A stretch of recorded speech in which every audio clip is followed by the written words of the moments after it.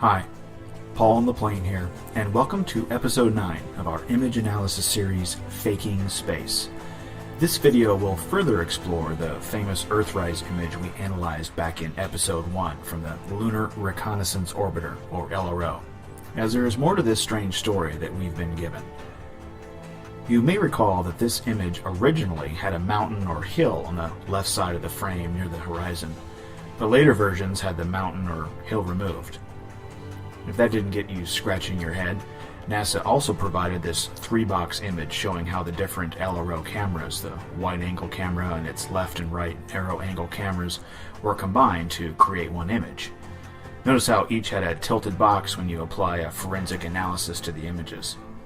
Then, to cap it all off, when you review the revised Earthrise image in all its sharpness and brilliant colors and high-resolution detail, it's clear that NASA attempted to remove the box with the Photoshop-type magic eraser tool. So the mountain was removed, and they tried to remove the box as well. Well, if you thought that was all bizarre enough, you'll really be floored when you see what we're going to reveal in this video. If you'll recall from our mid-season finale, episode 7, we provided some pretty compelling evidence that the image of the Earth was taken from the EPIC camera. If you haven't seen that episode yet, go back and check it out, as the remainder of this video will drive a nail in the coffin of any idea that the LRO captured this image. Okay, we'll start by heading over to the LROC site that sits on the Arizona State University domain again. The links for all of the sites we're covering in this video will be available in the description, along with all of the forensic tools that we use, which are free to download and use.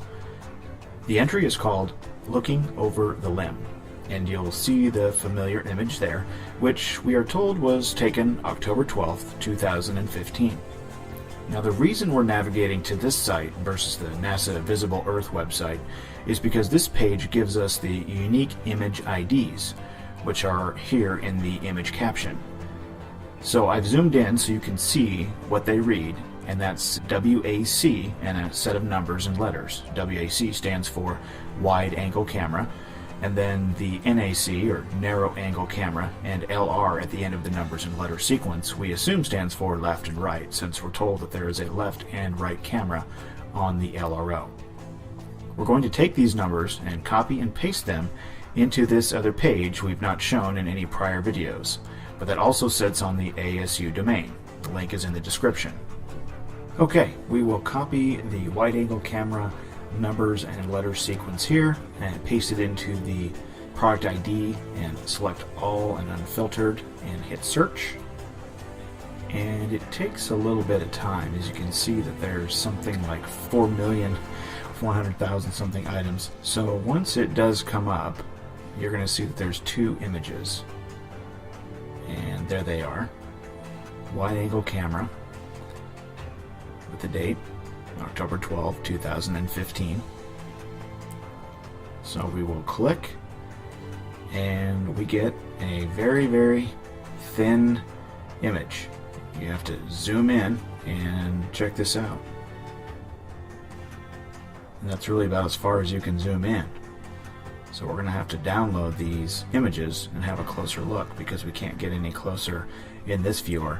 But you can see the strip data there. We're going to download it with this link here. This is about 7.5 megabytes. We'll hit the back button and download the other one. View it first. As you can see, it looks pretty much the same. We'll zoom in there.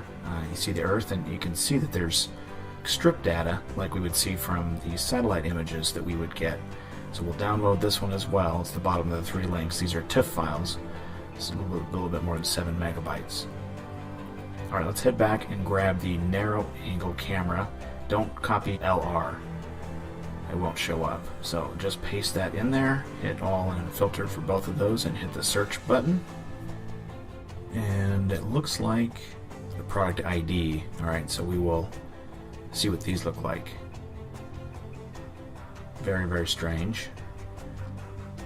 These are supposedly the raw images from the LRO. We'll download that, and now this file is a lot bigger. This is 27 megabytes. You can see it looks kind of the same. This is from the other camera, the left and the right, allegedly. Doesn't appear to be strip data like the wide-angle camera was. It had lines of images. This looks like it's just a really compressed, smushed image. So we'll download that one, and then we've got our 4 images. Okay, now that we have the images downloaded, I noticed after downloading that the file names are the same. Even though we got 2 links or images for each of those product IDs, the file names were the same. So the computer just copied them again and put a little parentheses and 1 after them. So it doesn't look like we have a left and a right shot or image. Looks like it just is 1 file. So that's kind of strange. If there's 2 cameras, why did we get 1 image? But when you double click them, and I had to use my Windows Photo Viewer here to be able to zoom in as far as I needed to be able to see what we actually have, and you can see there is what appears to be the Earth. Pretty pixelated. That's not what I remember seeing from the final image. I don't even know what these little light orbs are that are next to the Earth, and then you can see the strip data here, so I assume that each orbit is that's what it captures. I believe it said that the LRO, in my earlier readings, that the LRO captures 12 Earth rises a day. So this must be many, many, many, many days of images in this one single file. In fact, as you scroll through the Windows Viewer here, it has to show you the top and the bottom, and as you get further down it, the quality gets even worse and even worse. So you'd have to go to the first page, if you will, and then start to scroll up, I believe, to get to the highest quality, is what it appears here. So we'll do that. See if the image of the Earth improves at all, because what we're seeing here is, I don't know how you can make out any detail whatsoever, and it's certainly not in color. And remember, this is the wide-angle camera, which is where the color comes from. So there's the very top of the image, and that's as clear as the Earth is going to get. So if we go back to the final image that we got, it looks quite a bit different. Look at the detail and the color. There it is, the Earth. Super sharp, brilliant, colorful. The detail. Here's what the raw image looks like from the LRO. Do you see the difference? How did they get that image from that? That's crazy. These other 2, or this other image that was from the narrow angle camera, which was, looks like just the surface of the moon, I won't even attempt to open because it crashed my computer. But what I was able to do was to resize the image 5,000 by 5,000, and this is what I found. Looks like I'm not sure which way it goes. I think this way. Looks a lot like the other LRO images, which was very interesting in our previous video of analyzing the surface of the moon that the LRO images were giving us. So if we kind of compare these 2, pull the lunar surface in here from the final shot, and here's what the quote-unquote raw or unedited looks like. See if we can get these side by side. I guess that's the mountain at the bottom. Still a little bit of a stretch to say that these 2 images are the same, but I can see where that is a lot closer than what the Earth image looked like. It's interesting also, it says that tiff file is 300 megabytes, but the one we downloaded was 27. Also wanted to point out the wide-angle camera is Earth only, it says. There's the Earth, but also in the shot was the moon. Maybe they just used the Earth from that shot. Maybe that's what they mean. There's the moon. There's the Earth. Take the narrow angle camera, was the Earth and the moon. There was no Earth in the images from that camera.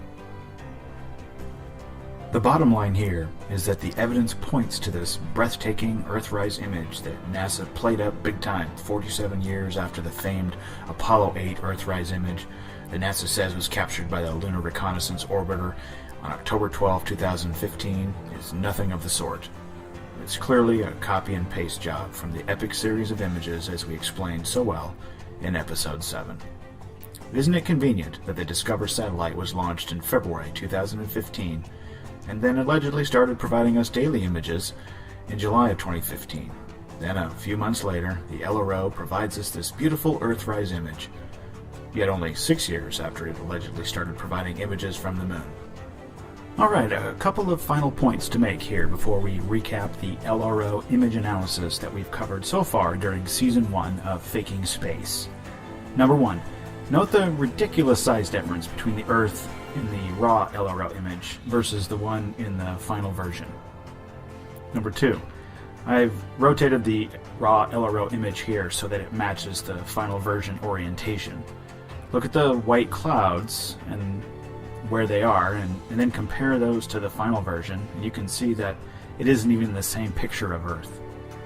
Number 3, the infamous hill that was removed, it didn't even exist in the original raw image, but then was later added and then removed for the final version. What gives? And finally, number 4, you may be asking why we didn't use forensically to analyze these images, because you can't use TIFF files with that program. We would have had to convert the files to JPEGs and then resize them pretty drastically, which would have resulted in compression artifacts, thus making any analysis inaccurate, because it would have resulted in the image being tampered with. Let's do a quick recap on the LRO series as a whole. The images of the Earth we have been provided by NASA have been seen to have boxes around them or show evidence of JPEG compression. We've seen mountains or hills removed. We're told that the image the LRO captured of the Earth in 2010 from 239,000 miles away is a exact mirror image of a composite picture pieced together by stripped data in 2004 from a mere 438 miles away from the Earth.